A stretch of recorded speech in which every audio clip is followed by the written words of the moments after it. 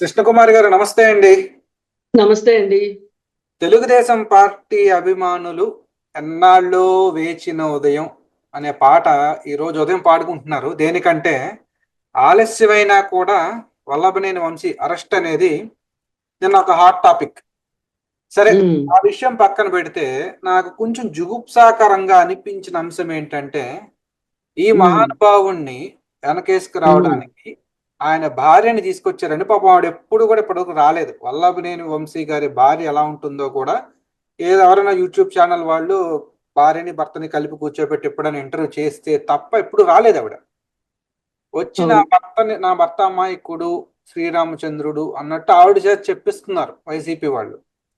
అంటే ఇదేంటి మేడం, అంటే ఫ్యామిలీ కౌన్సిలర్ కదా మీరు, అసలు ఏంటి? హ్మ్. ఈ అంటే ఆవిడ తన ఇజ్జత్తును ఆవిడ తీసుకుంటున్నారా వచ్చి ఇప్పుడు భర్తను వెనకేసుకొచ్చి?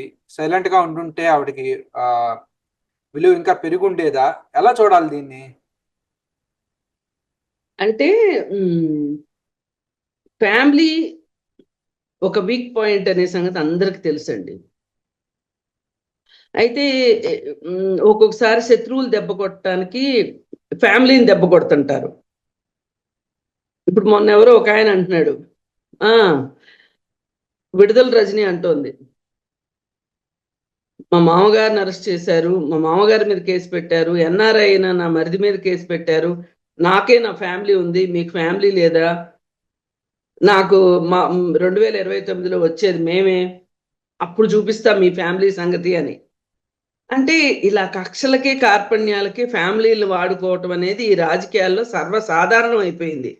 అదేదో లే హ్మ్, ఆహ్, ఒక స్ట్రాటజీ పాయింట్ లాగా ఉన్నారు తప్పితే వేరేగా లేదు. సరే, ఇక్కడొచ్చేసరికి ఈ వీక్ పాయింట్ కాస్త సెంటిమెంట్ పాయింట్ అవుతుంటది ఒక్కొక్కసారి. అంటే ఇక మనం వాడుకోవటం అంటే ఇక వాడకం అంటూ అంటే అట్టా ఇట్టా ఉండదు నా వాడకం అని చెప్పి ఏదో సినిమాలో డైలాగ్ ఉంటది. అట్లా ఈ ఈ వాడకానికి ఒక్కొక్కసారి అలా వాడుకొని ఇంకొకసారి ఇలా సెంటిమెంట్ తోటి ఫ్యామిలీని వాడుకోవటం అనేది రాజకీయాల్లో చాలా పరిపాటి అయిపోయింది. అయితే అసలు ఈవిడ ఎందుకు వచ్చింది ఈ రోజు బయటికి అనుకుంటే, మా ఆయనకి ఏ పాపం తెలియదు అని చెప్తుంది ఆవిడ. అవును మరి. ఏ పాపమో తెలీదు. ఏ పాపం తెలియకుండానే ఒక బడిపంతులు కొడుకు ఇంత కోటీశ్వరుడయ్యాడు. ఇంత పెద్ద సామ్రాజ్యాన్ని స్థాపించగలిగాడు. నేర సామ్రాజ్యమో లేకపోతే మరో సామ్రాజ్యమో ఆర్థిక సామ్రాజ్యాన్ని స్థాపించగలిగాడు. ఎలా స్థాపించగలిగాడు ఇంత ఆర్థిక సామ్రాజ్యాన్ని? ఆలోచించాలి కదా! అంటే నా భర్త అయితే చాలు, తప్పు చేసినా, ఒప్పు చేసినా నా భర్త భర్తే గదా! అని. ఒకప్పుడు ఇలాగే వాల్మీకి పెద్ద దొంగ. అయితే అతన్ని శిక్షించాలి అనుకున్నప్పుడు నేను చేసిన దొంగతనాలన్నీ తీసుకొనొచ్చి ఇంటికి తీసుకొనొచ్చి నా భార్య పిల్లలకే గదా ఇచ్చాను. నా పాపంలో వాళ్ళకి కూడా వాటా ఉంది అంటే వాళ్ళంటారప్పుడు, "మాకేంటి సంబంధం? మేము జేశామా? నువ్వు గదా చేసుకొనొచ్చావు" అంటారు. ఇప్పుడు జ్ఞానోదయం అవుతది ఆయనకి. అయ్యే ఈ కుటుంబం కోసమా నేనింత జేసింది అని ఆయన విరక్తి చెంది అంత పెద్ద రామాయణం రచించటానికి ఒక పునాది అయ్యింది. అర్థమైందా అండి? కుటుంబాలు తిరగబడితే ఇలా ఉంటాయి. మరి కుటుంబాలెప్పుడు తిరగబడవు. ఎందుకంటే ఆళ్ళు ఏ చావన్నా చావని సంపాదించి తెస్తున్నారా లేదా? సంపాదిస్తున్నారు కదా! అంతవరకే. ఇప్పుడు ఇవాళ సైబర్ నేరాల దగ్గర నుంచి రకరకాల నేరాలు జరుగుతున్నాయి. జరుగుతుంటే అవన్నీ వాళ్ళ విలాసాలకు వాడుకోగా కుటుంబానికి కూడా వాడుతున్నారు గదా! అప్ అంటే మనిషిలో ఏమాత్రము ఇప్పుడు మనం మామూలుగా ఇలాంటివి పురాణాలు, ఇతిహాసాలు చదువుకుని మనం ఎంతో కొంత మన జీవితంలో మార్పులు జేసుకోవాలి అనే దానికే పురాణాలకి, ఇతిహాసాలకి ఉన్న ఔచిత్యం అది. కానీ మనం అవేమీ చెయ్యము. భర్తలు ఏం చేసినా భార్యలు సపోర్ట్ చేసుకుంటా వెర్రి గొర్రెల్లాగా వచ్చేస్తుంటారు. వెర్రి గొర్రెలని కూడా అనకూడదేమో, మరి వాళ్ళు సంపాదించింది. ఇప్పుడు భర్త సంపాదన అక్రమమా సక్రమమా, చేసేది మంచి పనా చెడ్డ పనా అనేది తెలియకుండా అయితే భార్యకు ఉండదు. అంత భార్య కళ్ళు గప్పి అయితే మటుకు జరగదు, అందరికీ తెలుస్తుంది కుటుంబంలో.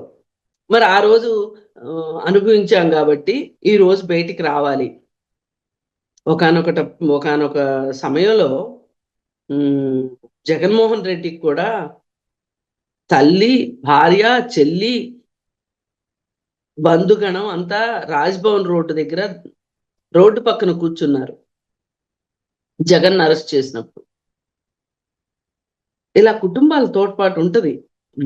కొన్నిసార్లు త్యాగాలకి ఉంటారు వాళ్ళు, కొన్నిసార్లు ఇలాంటి విషయాలకు కూడా ఉంటారు. ఏది ఏమైనప్పటికీ దీనికి రీజను, ఎందుకు ఆవిడ ఇప్పుడు వచ్చింది అనే దానికి రీజను, మరి అలా మాట్లాడుకుంటే మొదటిసారిగా చంద్రబాబు నాయుడు గారు అరెస్ట్ అయినప్పుడు కూడా వాళ్ళ ఆవిడ కూడా బయటకు వచ్చింది. మరి ఆ సందర్భానికి ఈ సందర్భానికి మనం పోల్చి చూస్తే గనక, ఆవిడ ఏ రోజు ఆయన ముఖ్యమంత్రిగా ఉన్న సందర్భాల్లో ఏ రోజు ఆవిడ బయటికి రాలా. ఏ రోజు ఎప్పుడు అసలు అది ఎన్టీఆర్ నుంచినే ఉంది.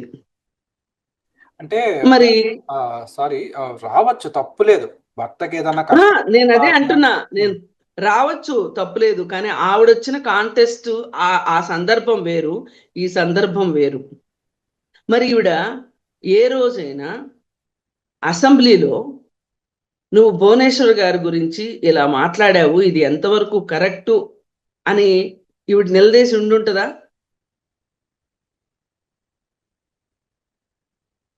నిలదీసి ఉండుండదు. ఎందుకంటే అసలు ఆవిడకి అంత భర్తని ఎదిరించి మాట్లాడగలిగే శక్తి సామర్థ్యాలు ఉన్న మహిళలాగా కూడా కనిపించట్లా. అసలు ఇలా అనుకుంటే గనక వైసీపీలో కానీ, కొంతమంది తెలుగుదేశంలో కానీ నాయకుల భార్యలు ఉండరు ఆ భర్తలకి. వాళ్ళంత అరాచకంగా మాట్లాడుతున్నారు. నోరు తెరిస్తే బూతులే. పక్కింటోడి భార్యని, తల్లిని మాట్లాడే మాటలు, బూతులు, ఇవన్నీ మనం చూసుకుంటే మనం చాలా మారాలి అనిపిస్తుంది. అందుకే ఏదైనా ఒక ఇంట్లో నుంచి ఒక నేరస్తుడు తయారైతే ఆ ఇంటికి కూడా సంబంధం ఉంటుంది. ఇదంతా చాలా మంది వినే వాళ్ళకి సోదిలాగా అనిపించవచ్చు, కానీ ఇది కఠిన వాస్తవం. ఇప్పుడు ఈ వంశీ ఉన్నాడు అంటే, ఇప్పుడు తోటకూర దొంగతనం చేసిన రోజునే నన్ను పట్టుకోవచ్చు కదమ్మా, ఇప్పుడు నేను ఇంత గజ దొంగ అయ్యాక ఏడుస్తున్నావు అన్నట్లు ఉంది. సరే, ఏది ఏమైనప్పటికీ నా కోరిక ఏంటి అంటే, ఆయన సహధర్మచారిణిగా కష్టాల్లోనూ నష్టాల్లోనూ ఉంటాను అని ఒక ప్రమాణం చేసి మరీ పెళ్లి చేసుకున్నారు కాబట్టి ఆవిడ బయటకు వచ్చారు, బానే ఉంది. అసలు ఎందుకు మీరు ఎందుకు ఆలోచిస్తున్నారు? మీ మీద పెట్టింది అక్రమమైన కేసు అయినప్పుడు చట్టం ద్వారా పోరాడండి. పోరాటం అది ఓకే మేడం. కాకపోతే ఇక్కడ ఏంటి అంశం ఏంటంటే, వల్లభనేని వంశీ మీద కొన్ని అక్రమ లైంగిక సంబంధాలు ఉన్నాయని చెప్పి ఆ మధ్యన వచ్చాయి, ఫోటోలతో సహా. ఆ సందర్భంలో కానీ భువనేశ్వర్ గారి మీద మీడియాలో కూడా ఆయన ఎవరు, తెలంగాణ మన మాజీ హోంమంత్రి ఎలిమినేట్ మాధవ్ రెడ్డి నడుపు ఇలా మాట్లాడు. ఈ రెండు సందర్భాల్లో వల్లభనేని వంశీ క్యారెక్టర్ పోవడమే కాదు, ఆయన భార్య పరువు కూడా పోయింది. చిచి నా భర్త లాంటి వాళ్ళు, మరి ఆయనకు ఆడపిల్లలు ఉన్నారో లేదో తెలియదు, కానీ ఉంటే వాళ్ళ పరువు కూడా పోయినట్టే. మీకు గమనిస్తే అంబటి రాంబాబు కుటుంబం చేసింది గంట ఫోన్ కాల్స్ వచ్చినప్పుడు, సుకన్య ఇవన్నీ వచ్చినప్పుడు, కనీసం అలాగే ఆ సమయంలో ఆ రెండు సందర్భాల్లో ఈవిడ బయటకు వచ్చి, ఈవిడో కూతుళ్ళు ఎవరో ఒకరు బయటకు వచ్చి మేము చింతిస్తున్నామనో, లేకపోతే ఇటు ఇటు ఇటు మాట్లాడి ఉండకూడదనో ఒక మాట అనుంటే చాలా గౌరవంగా ఉండేది. ఇవాళ అవును. వాళ్ళ ఆయన శ్రీరామచంద్రుడు అన్నట్టు కలరం గీసే సింపతి డ్రామా కోసమేనా? అంతే. మీకు మీకు రెండో ఆలోచనే అక్కర్లేదు. ఏ గ్రౌండ్ లో పని అవుతుంది అంటే ఆ గ్రౌండ్ లో పని చేస్తారు వీళ్ళు. ఉమ్, పైగా అసలు ఈ కేసు గురించి ఇంత గగ్గోలు పెట్టే కన్నా, ఇప్పుడు పోయినసారి కూడా మరి ఈ చంద్రబాబు నాయుడు గారి కేసుకిను ఈ కేసుకి ముడిపెట్టి మాట్లాడడం అనేది అది ఎప్పుడో జరగలేదు కాబట్టి, మనం ఈ మధ్య కాలంలోనే జరిగింది కాబట్టి మనం మాట్లాడాల్సి వస్తుంది. ఆ రోజు ఏమన్నారు వీళ్ళు?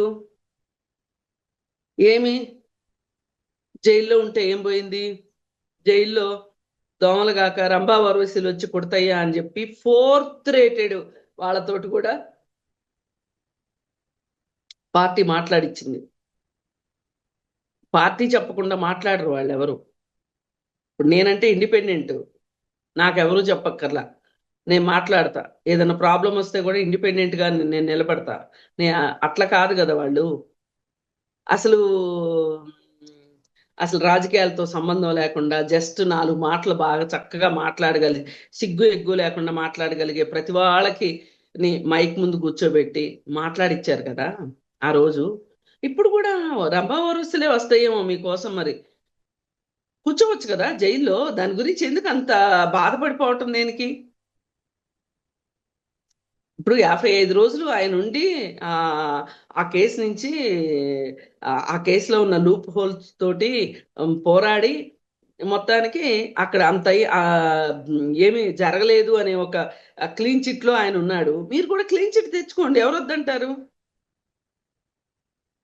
ఎవరు వద్దనరు కదా. పైగా మీకు జూనియర్ ఎన్టీఆర్ ఉన్నాడు. జూనియర్ ఎన్టీఆర్ వస్తాడు ఇప్పుడు రంగంలోకి. అవసరమైతే అమిత్ షా తోటి మాట్లాడతాడు నీకోసం. జూనియర్ ఎన్టీఆర్ కాళ్ళు కూడా నొక్కారు కదా మీరు. అంత స్నేహం ఉన్నప్పుడు మీకోసం రాడా జూనియర్ ఎన్టీఆర్? వస్తాడు, తప్పకుండా వస్తాడు. అందుకని అక్కర్లా ఇప్పుడు వాళ్ళ ఆవిడ వచ్చి సింపతి క్రియేట్ చేసుకోవాలని చూడక్కర్లా. మీకంత అవసరం ఏంటి? అసలు మీరేంటి? మీరు ఏం చూసుకుని మీరు అంతలా రెచ్చిపోయి లేనిపోని అభాండాలు, ఒక స్త్రీ మీద ఒక అభాండం వేయడం అనేది, ఆమ్, అది ఒకరి పుట్టుక గురించి మాట్లాడేదాకా మీరు వెళ్ళిపోయారు అంటే, మీరు రాజకీయాల్లో నిలదొక్కుకోవాలంటే మీకు ఇంతకంటే మార్గం లేదా? మీరెళ్ళి చేరిన పార్టీ నాయకుడి కళ్ళల్లో ఆనంద బాష్పాలు రాలాలి అంటే ఇంతలా దిగజారాలా? కాకపోతే నేను ఒకటి చెప్పదలుచుకున్నా. చాలా మంది ఆ మేము చాలా సంతోషిస్తున్నాము, తగిన శాస్తి జరిగింది, అసలు ఇది ఎప్పుడో జరగాల్సింది, నెక్స్ట్ వాళ్ళు అని మాట్లాడుతున్నారు. ఇది కరెక్ట్ కాదు. ఇది ప్రభుత్వ అంటే ఎలా అవుతుందంటే కక్ష సాధింపు చర్యలాగా వస్తాయి. ఇది కేసు నిజమైన కేసు అయితే కక్ష సా నిజమైన కేసు కాకపోతే కక్ష సాధింపు అవుతుంది. నిజమైన కేసు అయితే చట్టం తన పని తాను చేసుకుని వెళ్ళింది అంటారు. కార్యకర్తలు కూడా సంయమనంతో చట్టం తన పని తాను చేసుకెళ్తుంది అన్నట్లే ఉండాలి తప్పితే కక్ష సాధింపు ఇప్పుడు ఎన్నాళ్ళలో వేచిన ఉదయం అని మీరు అన్నారు చూడండి, అది దాంతో నేను ఏకీభవించను. తెలుగుదేశం కార్యకర్తలు కనుక అలా ఆలోచిస్తే కాదు. నిజంగా కక్ష సాధింపే చేయదలుచుకుంటే వచ్చిన తెల్లారి నుంచి కూడా చేయొచ్చు. పైగా వాళ్ళ అనధికార ప్రతినిధే కదా చెప్పింది. గుర్తు పెట్టుకోండి, 4వ తారీఖు, జూన్ 4, జూన్ 5వ తారీఖు ఓచకోత అంది కదా వాళ్ళ అనధికార ప్రతినిధి. ఎక్కడ దాక్కున్నా పట్టుకొస్తా ఉంది కదా. నెక్స్ట్ ఆవిడే ఎక్కడ దాక్కున్నా పట్టుకొచ్చే విషయం ఏంటో అదే అనిపిస్తుంది నాకు. నిన్న కూడా ఎక్కడో అన్నాను, ఆవిడ నాలుగు మీద మచ్చలు ఉన్నాయేమో అని. ఇప్పుడు ఆవిడ చక్కగా నెక్స్ట్ ఆవిడే అంటండి లైన్ లో. హైదరాబాద్ లోనే పట్టుకొస్తా ఉంది. ఇప్పుడు వల్లభనేని వంశీని ఖచ్చితంగా హైదరాబాద్ నుంచే తీసుకెళ్లారు. అందుకని ఏంటంటే చట్టం తన పని తాను చేసుకుని వెళ్తుంది. చట్టానికి కక్ష సాధింపుతో సంబంధం లేదు. రైట్. అని నేను కోరుకుంటున్నా. మనం కూడా చట్టాన్ని ఆ విధంగా గౌరవించాలి. రైట్. చూద్దాం మేడం. కాకపోతే చట్టంతో కొంచెం ఆలస్యం అవుతుంది, కానీ అవును. తొందర అక్కర్లా. అవును. చట్టం తన పని తాను చేసుకెళ్తుంది. చట్టాన్ని ప్రతి ఒక్కళ్ళు గౌరవించండి. ఇప్పుడు ఏమవుద్దంటే మనం ఇలాంటి స్టేట్మెంట్లు ఎవరైనా అలాంటి స్టేట్మెంట్లు ఇస్తే నిజమే కావచ్చు, వంశీ తప్పు కూడా లేదు కావచ్చు, సామాన్యులు అనుకునే ప్రమాదం ఉంది. అవును. తప్పు లేదు కావచ్చు, కానీ వీళ్ళు కక్ష సాధింపులో భాగంగా కి ధైర్యం ఇచ్చే దానికోసం ఇది పనిచేశారు అని అనుకునే ఉద్దేశం రానివ్వకూడదు. అంటే ఒకట్లండి, కేసు కూడా ఏంటంటే బెదిరింపు, సెటిల్మెంట్లు, బెదిరింపులు, దౌర్జన్యాలు, బలవంతంగా ఎవరైతే కేసు పెట్టారో వాళ్ళని బెదిరించి ఆ కేసుని వెనక్కి విత్డ్రా చేసుకునేలా చేయడం. అంటే చాలా పెద్ద కేసులండి ఇది. ఎస్సీ ఎస్టీ అట్రాసిటీ కూడా జరిగింది అంటున్నారు. కిడ్నాప్. సాక్షాత్తు అలా కాదు, వీళ్ళు ఏం చేశారంటే ఒక జడ్జి ముందు చెప్పించేస్తే ఈజీ అయిపోతుంది ప్రాసెస్ అనుకుని జడ్జి ముందు కూడా చెప్పించేసుకున్నారు. కానీ జడ్జి ముందు చెప్పినా గానీ జడ్జి కోప్పడొచ్చు అతన్ని, ఏం నీకు మా సమయాన్ని వృధా చేస్తావా, ఎందుకు ఇట్లా చేసావు అని కోప్పడొచ్చు. అవసరమైతే అతనికి ఏదైనా చిన్న శిక్ష అయినా వెయ్యొచ్చు. కానీ వీళ్ళ బెదిరింపులు ఏ స్థాయిలో ఉన్నాయి అనేదైనా అర్థమవుతుంది కదా. అందుకే నేను వేచి చూడమని చెప్తున్నా. ఓపికగా అర్థం చేసుకోండి కేసుని. చూద్దాం మేడం. అంటే వాళ్ళు ఆ దాడి నుంచి తప్పించుకోవటానికి, ఆ కేసు నుంచి తప్పించుకోవటానికి ఎన్ని వేషాలు వేస్తున్నారో కూడా అర్థమవుతుంది. అందుకే ఓపికగా అర్థం చేసుకోవాలి. చట్టం తన పని తాను చేసుకుని వెళ్ళాలి. చట్టానికి ఎవరూ చుట్టాలు కాదు అన్నట్లుగా వ్యవహరించాలి. ఈ కేసు మరిన్ని డీటెయిల్స్ వచ్చాక మనం క్లియర్ గా ఒక చర్చ పెడతాం మేడం. అంటే ప్రస్తుతం అంతవరకు వల్లభనేని వంశీ మరి చూద్దాం. మరి లేట్ గా వచ్చినా లేటెస్ట్ గా చట్టం వచ్చింది ఈయన ముందుకి. చట్టం ఎవరు చుట్టం కాదన్నారు. ధన్యవాదాలు మేడం. ధన్యవాదాలు.